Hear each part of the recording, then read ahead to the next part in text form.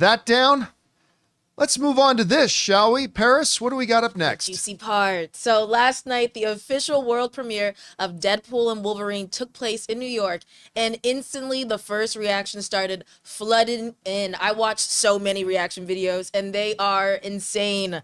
Many calling the movie perfect, all of them calling it hilarious and blood-soaked, and seem to be promising the best Marvel movie in years, or maybe even ever.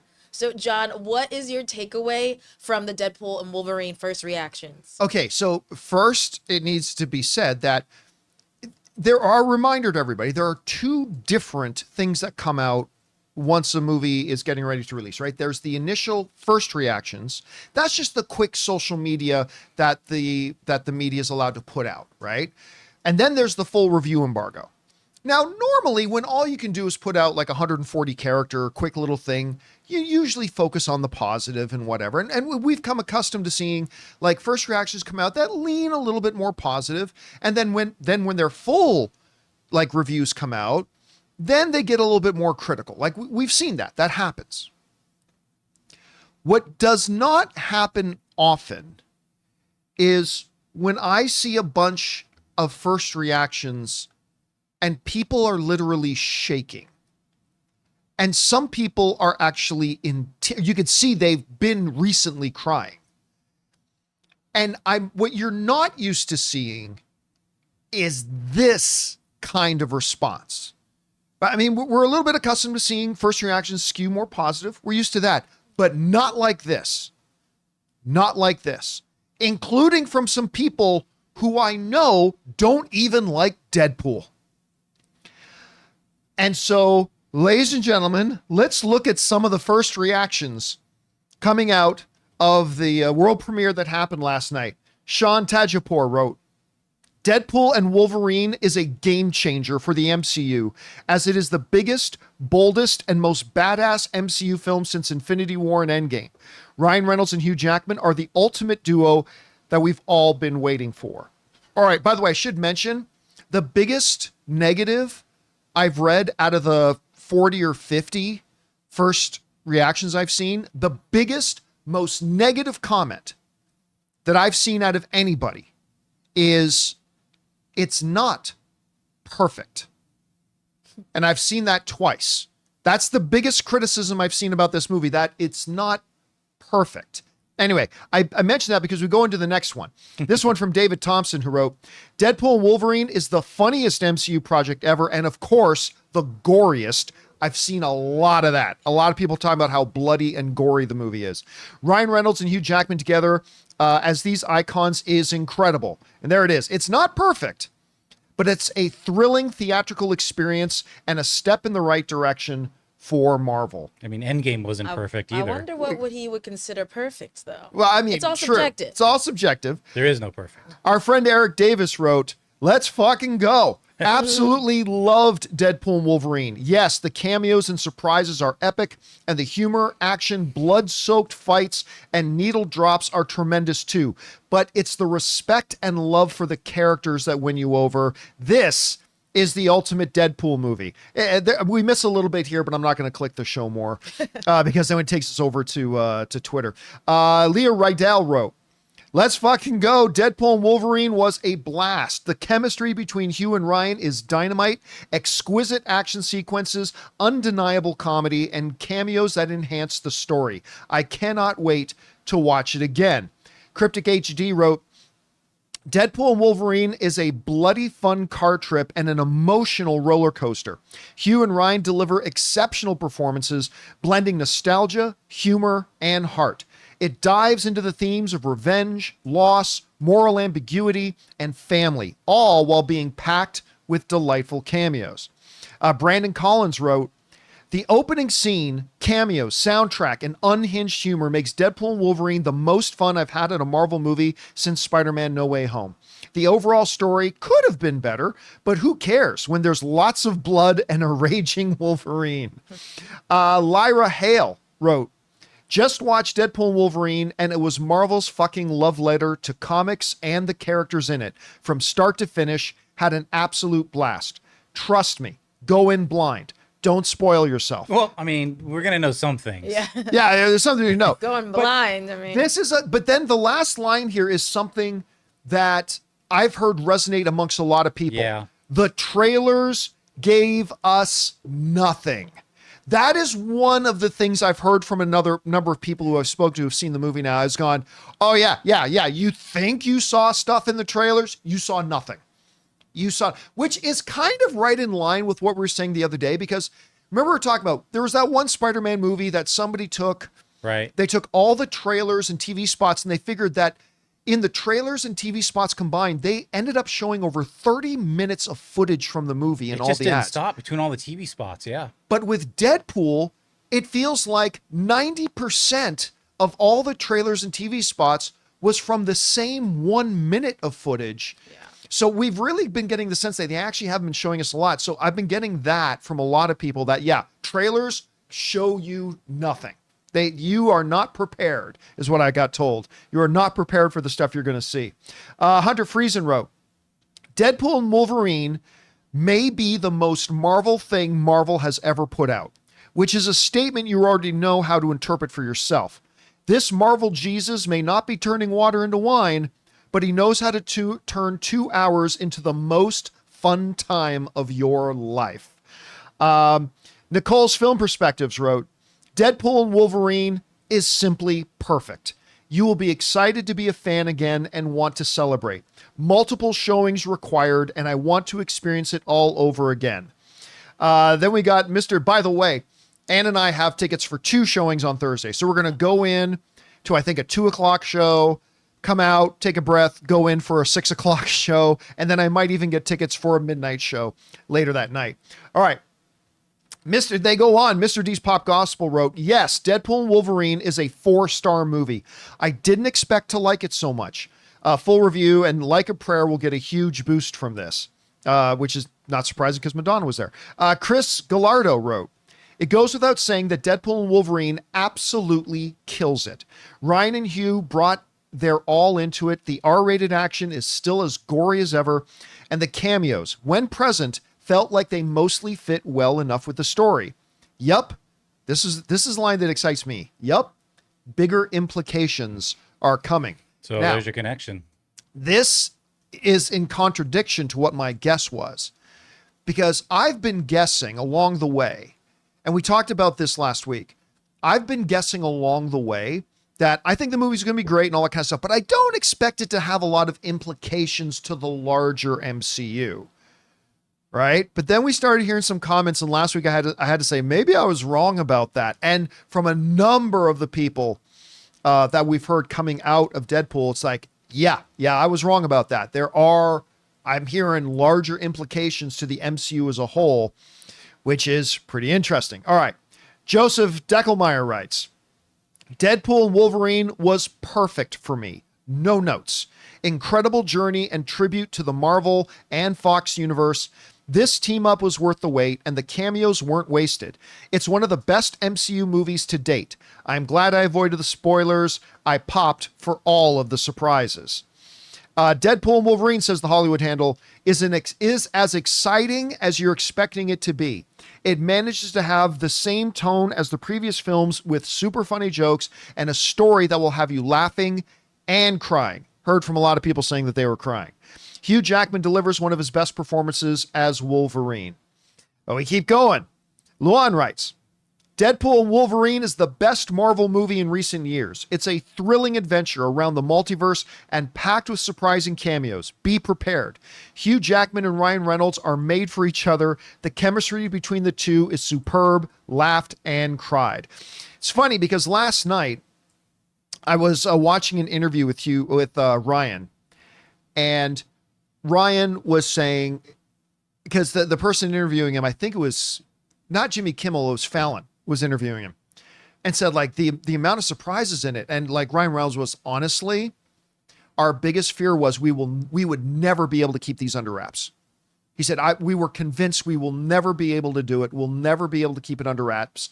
And Kevin Feige said, trust me. And so apparently there's a lot of stuff that catches a lot of people by surprise, which is exciting to me. All right. Kenny J writes, Deadpool and Wolverine is one amazing F-bomb, slice and dice, good, nasty multiverse madness. Pushing Disney's limits, could go further in my opinion, while being sassy, poking fun, and owning a good story and flow overall. The duo shined the most, of course, but every single other person's role was memorable. And there are others. There are more. I mean, I went to the Hollywood Reporter as well. They gave a whole bunch of list of ones as well. Like Joey Magnuson wrote, Deadpool and Wolverine is so much fun. Marvel absolutely threw me a curveball by making this a tribute to the Fox superheroes, but it plays super well. Fun, gory, and massively satisfying. A blast that doesn't overstay its welcome. Well done. By the way, that is another big common refrain I heard from a lot of people was this movie, besides being a love letter to comics as a whole, specifically said it's a love letter to the old Fox universe.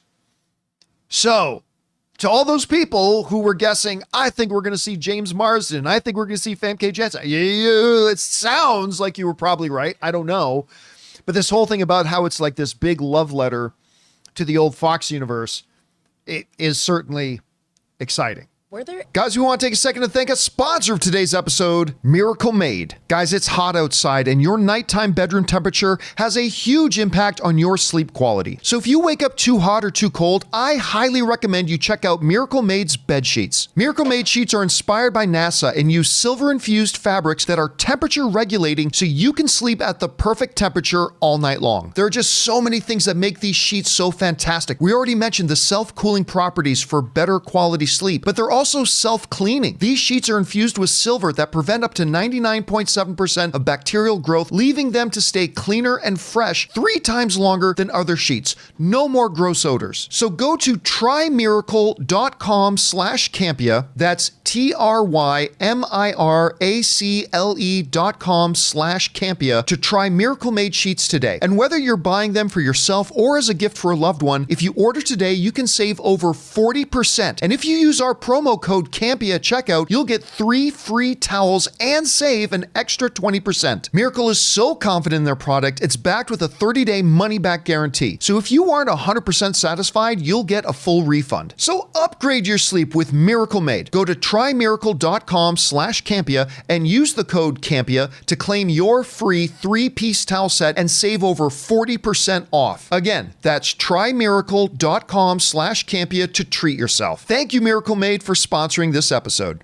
Any bad reviews? I mean, I was watching, scrolling. I didn't see any bad reviews. I know you said you saw it wasn't perfect, but any... Yeah, the biggest criticism I saw out of all the stuff I read, all the stuff I saw, and all the people I talked to, not one wasn't thrilled with the movie. And I'm not saying we're positive about the movie. I'm saying not one wasn't thrilled with it. And that includes a couple of buddies of mine who are not so big on Deadpool.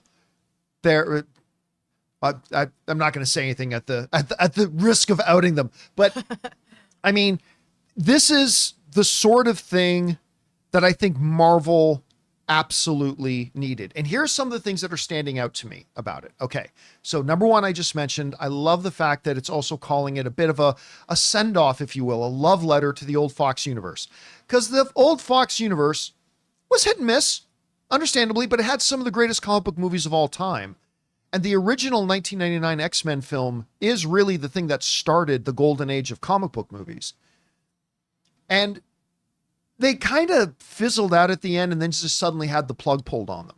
So for them and that whole era of these movies to get a proper send-off is exciting to me. So that's number one. The second thing that stands out to me a lot that we're getting in all of these things is the commentary on the gore. I am very excited. Like, and you know me, I'm the guy who says, look, you don't have to have red blood and it's fine to do things PG-13, right? I'm not one of these guys who's like, oh, just make it bloody. I'm not one of those guys. But it does kind of excite me. I'm a gore girl. Hearing about a Wolverine going pure rage feral and slicing up fools And Deadpool, we already saw in some of the trailers, like Deadpool, I counted 3 decapitations just in the trailers of Deadpool. Hearing how much action and how gory and quote unquote blood soaked it is very, very exciting to me. The third thing that stands out to me, and this was the part that I was concerned about, I never doubted that there was going to be great action in Deadpool. I never doubted that there was going to be great humor in Deadpool. Because when you look at the writers and Ryan Reynolds, of course it is. Where I had some apprehension was, could they do what they did in Deadpool 1, which is deliver a truly grounded, emotional, heartfelt story to go along with it? And the third thing here that is standing out to me is it sounds like, from the number of people I heard from that literally said they were in tears and they were crying in the movie. And hearing that the story is very satisfying. Some people saying it's the best story they've ever seen in a comic book movie. Some people saying not the best story we've ever seen in a comic movie, but it's awesome. That is a huge thing to me, because that, as you guys who have been watching me knows, that's been one of my apprehensions going into the film. Can they actually do that? No doubt that they could do action. No doubt that they could do humor. But can they deliver an emotionally satisfying story to go along with it? And I think that last trailer they put out with X-23 kind of answered that question a little bit, but now we're definitely hearing that it absolutely did. So those are the 3 things to me that really stand out from all the, I mean, then I guess is the 4th thing is just the overwhelming enthusiasm. Because like I said, I'm going to go, for those of you just joining us in the last few minutes, like I said at the beginning of this, while we have become accustomed in first reactions to see them skew more positive, because, you know, and when you're giving just your first quick thought, you tend to lean positive, and then maybe when the full reviews come out, it gets a little bit more negative. What you don't often see or ever see is this level of pure enthusiasm that I've been seeing from a lot of these folks coming out of it. Now, I still believe this is going to be the biggest R-rated opening film in history, but I still don't believe it's going to be like in the $250 million range. I think it's going to be like 170 to 210, which again will be the biggest R-rated opening box office in history. So I'm thinking right around there for its opening weekend. And I mean, there are some people, I mean, the live chat right now, some people are like saying 270, 245, 275. Can we get a 280? Can we get 280? Who's got 300? Who's got 300? No, I think it's going to be like that 170 to $210 million range. Again, want everybody to remember this. That would be an all-time record. Never been done before for an R-rated film. I'm going to lower my in history. You're going to lower yours? You said 160? I said 170 to 210. I Okay. was saying 250. Now I'm just going to go with the easy, for sure, 90 million. Dang. Well, wow, definitely that's not- Bold, Ray. That's bold. I think originally I was saying 160. I mean, I'm not going to be wrong, right? You're definitely not. It's definitely going to at least hit that. But I do want us to keep in mind, while the early box office projections, 95% of the time are usually within like $5 million. What was the projection again? I think the projection was 165 to 170. Now that was like 3 weeks ago. Yeah. But while 95% of the time, those projections are usually like bang on, like right within about $3, $4, or $5 million. In recent weeks, we saw an Inside Out 2 that was projected for $80 million opening weekend, which would have been huge. Mm-hmm. And it ended up with a $150 million plus opening weekend. And just this past weekend, Twisters was projected for a $40 to $45 million opening, which would have been great. For a $40 to $45 million, that's double what Furiosa made. That would have been great on its own.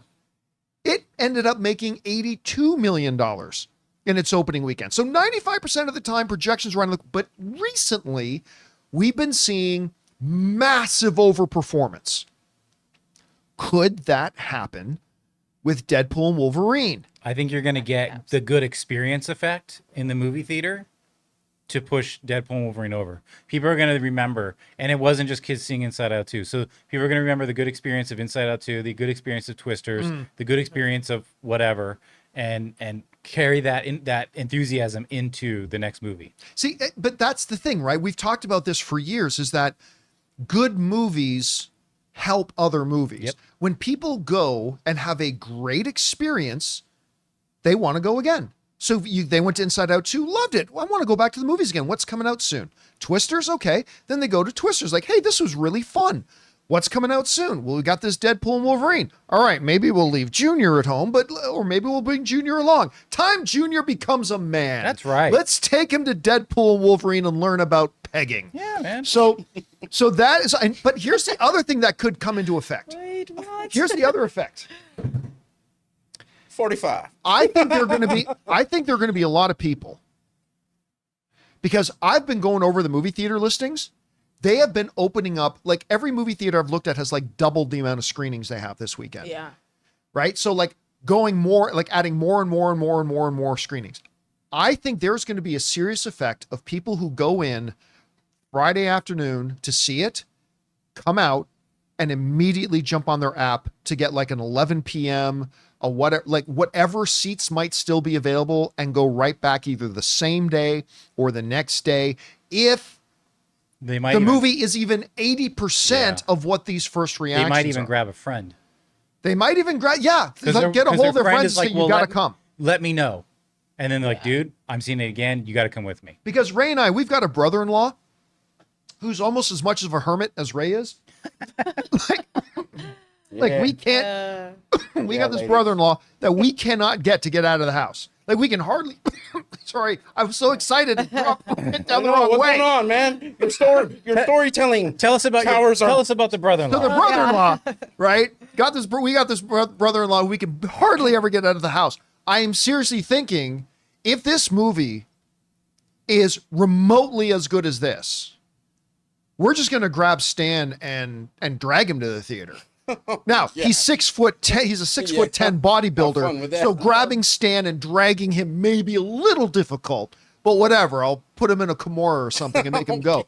But I mean, that's to your point, Jonathan. I think that's going to happen. I think there are going to be people who go to see this thing, and if they come out as psyched as these people are coming out, they're not only going to instantly plan their next showing, they're going to be getting on the phone with whatever friend or relative saying, you got to come with me. And that could happen. Now you're seeing on Friday, right? Yeah. Now, I'm who are you going seeing it solo. with? I'm going solo. You're going solo? She took my advice. She's seeing a morning Yeah. screening. And how easy was it in the Chinese theater Super IMAX easy. to get a ticket? To get a single ticket. Yeah. At like 9 Honestly, a.m. because my friends aren't as excited and they're going to ruin my energy. I'm going to be so annoyed that they're like sleeping. So I'm just going to see it alone, and then Parking's going to be easy. No crowds. I mean, It's come like going on. to I'm going to make Disneyland. friends and- in the theater. It's like going to Disneyland and being a solo rider. Get in the single line. Solo rider. Yeah, it's going to be I'm me. going at 8 a.m. on a Sunday. You're doing whatever on a Friday. Oh, come on. I just love the fact that our showings at I believe 6 later on. So there's that buffer in between where we finish the show and go see the movie. Oh no, I'm seeing it 3. Oh wait, mine's only says 6. So Yeah, I'm seeing it 3, and then I'm seeing it at Oh, 6 wow. with you. you're seeing the second showing. oh with yeah, us. Yeah. but it doesn't matter to me because that buffer time I'm gonna use to pack up 2 chimichangas. Oh boy. One in my right pocket, one in my left pocket. There's no way I'm not seeing this movie without some goodies. You know, I Coming in. gotta say, while I do not endorse morning drinking, because I have a coffee pre-ordered there and donut holes. I think I might grab a little shot of whiskey with me, put it in my pocket, pour it in my coffee. Boom, nice Sunday morning. Yeah, I'm not definitely endorsing gotta that. get That's some just for me. Definitely got to get some aviation in us. Okay, I am hold second. I am putting up a poll on the site here. And I'm going to ask the audience how much they think this movie's going to make on opening weekend. So guys, I just put up a poll for those of you watching live. There is now a poll in there asking how much will Deadpool 3 make opening weekend?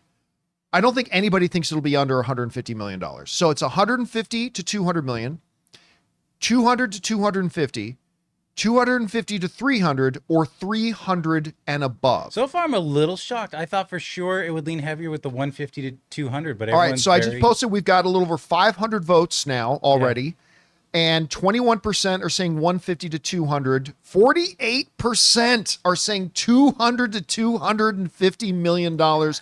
19% of you are saying 250 to 300 million, and 13%, now 14% of you are saying this thing's going to make over $300 million. dollars. We're talking domestic here, guys. Just so you know, not globally. Yeah, whenever you talk about opening weekend boxes, you're always talking about domestic. 100% always talking about domestic. I think I would be in that 150 to 200 million, but I wouldn't be surprised if it gets to 210. But right now, it looks like the vast majority of people are saying it's going over 200 million. They're saying 200 to 250. Do we know the budget on this film? You can look that up easy enough. Because I'm wondering if Deadpool Wolverine budget. What are you wondering? Well, I'm wondering if 250. So this thing's making its budget back on opening. Oh, this thing's weekend. gonna make its budget back on opening day. This is making its budget plus, okay, but not taking into account the 30% cut of the theaters. But it's gonna take. But worldwide, it'll make its budget back. Its budget and marketing. Opening weekend. Yeah. Yeah. So I don't know. I mean, like, all I know, guys, is I am so excited about this. I am so stoked for this. I love the reactions that we're hearing coming out of it. And we'll find out if we feel the same way or not. We are only 2 days away, my friends. 2 days away. All right. Question is for you guys. What do you think? Out of all those reactions we've been reading through, what are the elements that are standing out to you the most? I already mentioned the 4 that were standing out to me. What's standing out to you? Do you already have your tickets for opening weekend? How big do you think this thing can be? Is it going to be the biggest movie of the year? Whatever you guys think, jump down to the comment section below and let us know your thoughts. Hey guys, thanks so much for watching this video. Make sure you like the video, leave a comment, and subscribe to our channel. And don't forget, we have a daily podcast called the John Campea Show podcast, available on Apple Podcasts, Spotify, or your favorite podcasting app of choice. Go and subscribe to it today so it'll be there when you need it.